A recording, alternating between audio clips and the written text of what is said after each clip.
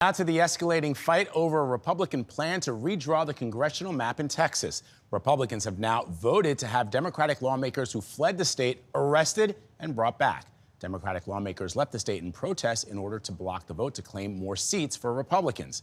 Ed O'Keefe is in St. Charles, Illinois, where many of the Democrats have fled. Ed, good morning. So this battle seems to have national implications.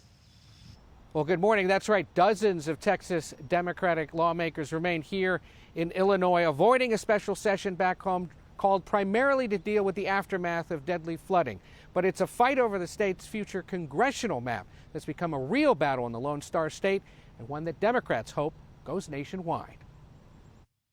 This isn't a Texas problem. This is an American problem. Texas Democratic State Representatives John Busey, Ann Johnson, and James Tallarico spent their first full day in Illinois Monday explaining why they left home in protest.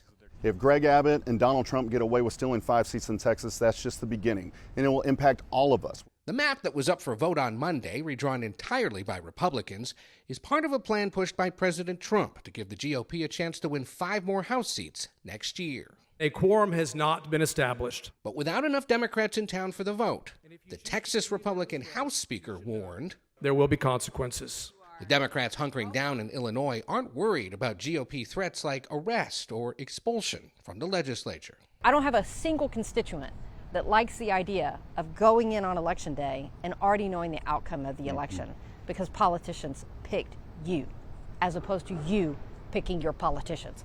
Back in Austin, Republican State Representative Carl Temper, who sits on the panel that drew the new map, says it better represents GOP dominance in Texas.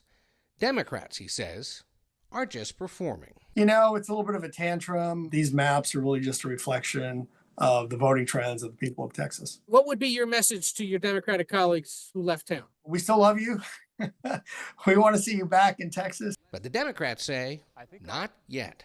I think our goal is to pressure blue states who have a Democratic trifecta to threaten retaliation and maybe even move forward with that retaliation, because if one side is going to cheat, all bets are off. But there are few states with total Democratic control that could act.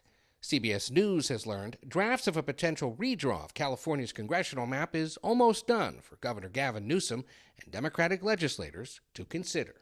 They've triggered this response, and we're not going to roll over, and we're going to fight fire with fire.